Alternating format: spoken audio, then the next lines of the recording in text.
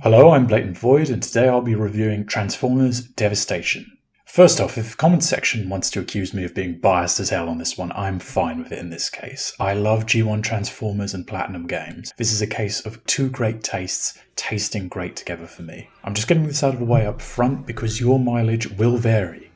This is a fine example of using a license. It feels like a love letter to the original cartoon. The plot feels right at home with episodes from the first two seasons and actually foreshadows the excellent 1986 movie a little. You get typical Decepticon scheme to exploit the Earth regardless of the human cost, and we get that delightful Saturday morning cheesiness with things like Optimus and Megatron taking the time to talk to each other and the two sides hurling PG-rated insults at each other, such as Decepticreep. Everyone is in character with what you remember from the cartoon, and in most cases features the original voice. Combined with the visuals, it's a nostalgia fest. Kremzeek even makes it into the game as a collectible, Kremzeek. There's little touches everywhere that show just how much care went into paying homage to the source material. The weapon designs, the way the character stats evoke the classic power grid, even the character viewer has a try me button that plays voice clips, the first of which is usually the character's motto from the old toy packaging, such as Megatron's Peace Through Tyranny. I'm pretty sure these were recorded specially, as in most cases I don't recall hearing them in game.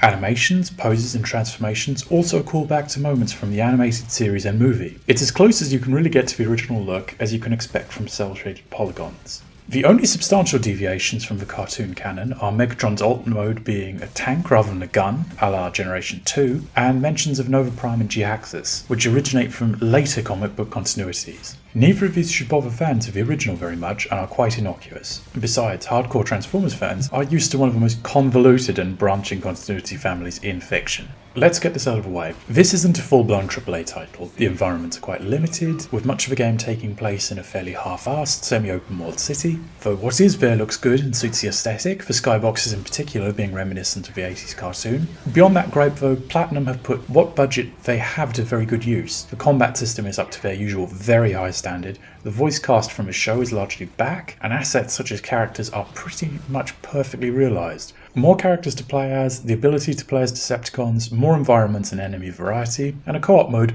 would have all been welcome. But what is here is very solid and it doesn't feel like corners have been cut. I encountered no bugs during my playtime and each of the playable characters feels fully developed, rather than being a glorified reskin.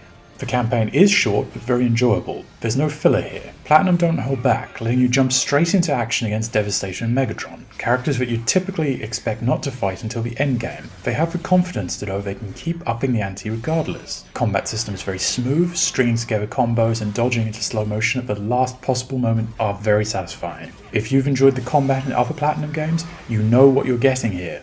On PS4, which is a copy of this footage is from, the game is rock solid at 60 frames per second at 1080p, which is the gold standard for a current gen console action game, one a lot of developers have been compromising on lately. Unfortunately, at present, the Xbox One version drops down into the 50s pretty consistently, which is disappointing. There's also just enough variety sprinkled into the campaign to keep things fresh throughout, with light platforming, racing, shoot 'em up and top-down sections to break things up. These all tend to be on the easy side, so they're more diversionary than challenging, but at least they're not frustrating as hastily implemented minigames can often be. There's a surprisingly decent crafting system for weapons, which basically allows you to combine drops to add traits and increase stats. There's a nice variety of weaponry that gives you plenty of option in combat. I will say that I very rarely use guns, as the melee combat is more satisfying and usually the more effective option. I would recommend slotting a sniper rifle on you if you're hunting for collectibles though. The campaign can be completed in around 6 hours, which is on the short side, but thankfully there's little to no filler present. For replayability, you can rerun through missions at higher difficulties and or tackle them with different Autobots. You have 5 to choose from: Optimus Prime, Bumblebee, Sideswipe, Ratchet and Grimlock, each of which plays a little differently, especially Grimlock. There's also 50 challenge missions and some fairly perfunctory collectibles, which unlock artwork. How much value you get out of this really depends on how much you enjoy Platinum's combat. If, like me, you love it and enjoy improving your skills, playing around with the different characters and loadouts, tackling higher difficulties, and going for double S rank, then you're easily going to get a lot more value out of this title. If you're just going to breeze through the campaign on normal and never touch the game again, then the length will obviously be an issue.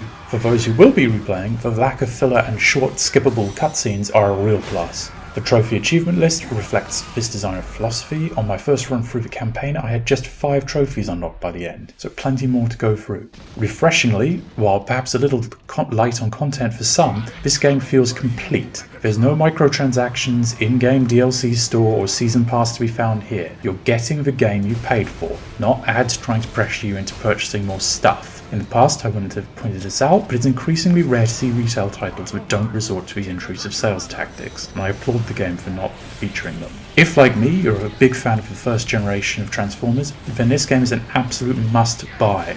We don't see games based on that era, and we seldom see Transformers games anywhere near this quality. If the community supports this, Hasbro and Activision may be encouraged to revisit the G1 setting more, but that's speculation, and the game really deserves to be picked up on its own merits. Likewise, if you're a fan of Platinum games, it's an easy recommendation. If you're a fan of both, drop what you're doing and play this right now. For everyone else, this is a solid, nicely presented, melee-focused action game. However, it's short, has limited environments and replayability. You won't be overcome by the sheer joy that you're basically playing an episode of a cartoon with better combat. I would still recommend it on gameplay alone, but as a title to pick up on sale, when it's about half of the launch price or lower.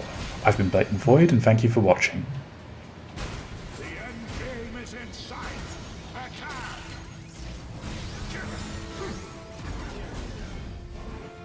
Not this time.